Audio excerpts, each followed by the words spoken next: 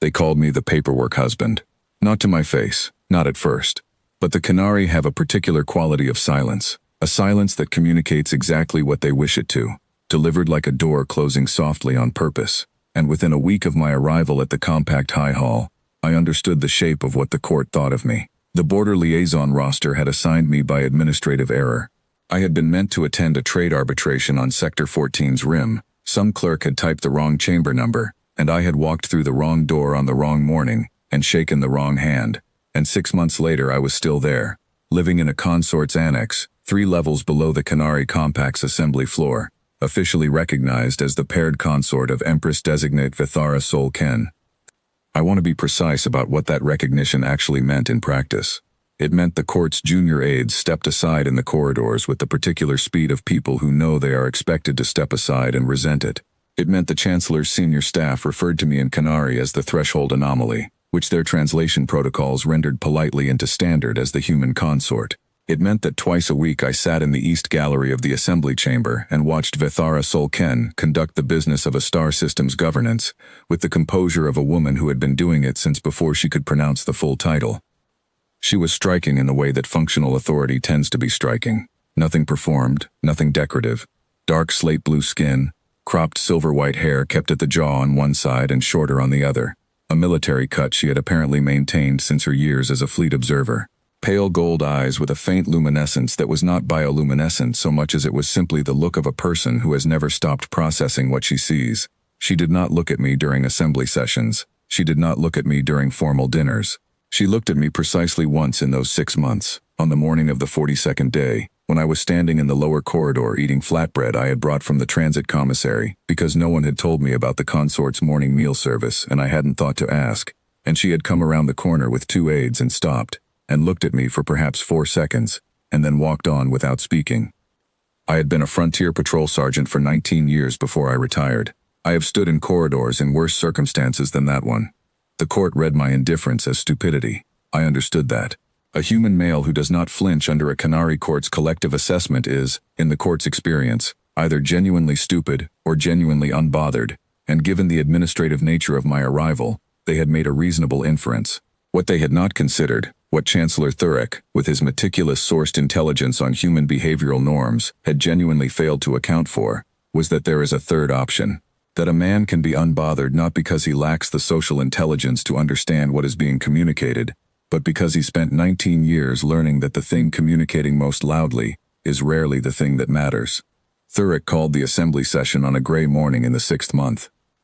The Canari session protocol is elaborate. I had read the procedural manual twice and attended 11 sessions from the gallery, so I knew the sequencing, the opening resonance, the address ledger, the floor grant, the motion declaration. What I had not seen in 11 sessions was a chancellor invoke the covenant of succession debt, which is a clause so old that the physical copy of it is kept in a separate archive under 3 environmental seals. He had clearly been preparing this for some time. The glyph projections took 4 minutes to render, which is longer than most procedural motions require. The argument, in summary, the Canari succession covenant requires the Empress-Designate to present a recognized consort before the full assembly within the first year of ascension. The consort must be recognized, meaning formally named by the Empress in assembly, not merely registered by administrative record. I had never been formally named. My registration existed only as a clerical output from the door I had walked through on the wrong morning. Thurek's position was that this made my status ceremonially void, that the assembly was therefore required to treat the consort position as vacant, and that the succession covenant further required the Empress to accept a nomination from the assembly's senior council before the year's end, a nomination that, by extraordinary coincidence, the senior council had already prepared. The hall was quiet in the particular way of people watching something they expected and had arranged to expect. I was sitting in the East Gallery. I had a cup of the grain and bark tea they served from the gallery station, which I had finally started drinking in the 4th month, once I identified which steeping duration made it tolerable. I set the cup down. The Canari Gallery is designed to keep consorts and observers above the floor. You look down at the assembly. From that angle, Thurek looked exactly like what he was, a man who had been patient for 6 months and believed his patience was about to pay. He was watching me, not with contempt exactly, with the focus of a person who has planned for contingencies and wants to see which contingency he is now in. I did not flinch. I did not speak. I looked back at him the way I used to look at the ridgeline when the patrol had gone quiet, which is to say I looked at it without any particular feeling, simply noting what it was. And then I looked at Vithara Solken. She had not moved since Thuric began. She sat at the head of the assembly floor with the same composure she brought to every session, and for a moment I genuinely could not read her. And then I could. It was something in the angle of her jaw, a fraction of tension that was not there in her 11 previous sessions. She was not performing stillness. She was holding it. I had seen that before too. 19 years of patrols, and you learn the difference between a person who is calm and a person who is holding calm in both hands while something pulls at it from underneath. She was waiting for me to do something she could use as evidence. I didn't give her one. I looked at her steadily, the way I had looked at the ridgeline, the way I had looked at Thuric, the way I looked at things that were simply there in front of me, and she looked back at me, and I watched her face shift through something I cannot fully name. Not recognition in the sense of suddenly knowing a fact. Recognition in the sense of suddenly knowing what she had already known for 6 months and had been professionally pretending not to. She stood. The assembly floor went quiet. Thuric stopped speaking mid-clause.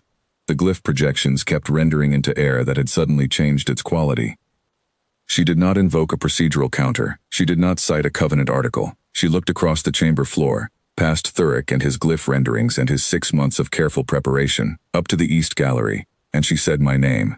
Not my title, not the consort designation, not the registration number, not the threshold anomaly. My name, and then one sentence that was also simply a fact. That on the 42nd day of my residency she had found me in the lower corridor, eating transit commissary bread in the early morning, because no one had told me there was a consort meal service, and that I had not asked for anything, and that I had looked at her when she rounded the corner with the unhurried steadiness of a man who was precisely where he intended to be. His name is Ren Sova, she said, and I recognized him on the 42nd day. The assembly may enter that in the record. Thuric's glyph projections rendered their final layer into silence. The Canary word for bow is a posture, not a command. You do not bow to a command. You bow to a weight that is settled in the room and requires acknowledgement. I watched the assembly floor do it, one by one and then all at once, the way water levels out when the thing holding it aside is removed. I had been a frontier patrol sergeant. I had eaten flatbread in worse corridors than this one. I had never been named before the full assembly of a star system's governing chamber by a woman who had chosen to name me, not because a covenant required it, but because she had already known and had simply, finally, said so. I picked up my tea. It was still tolerable. Below me, she had already turned back to the session record, and the line of her jaw had the quality of a thing no longer held in both hands, simply carried, and comfortable with the weight.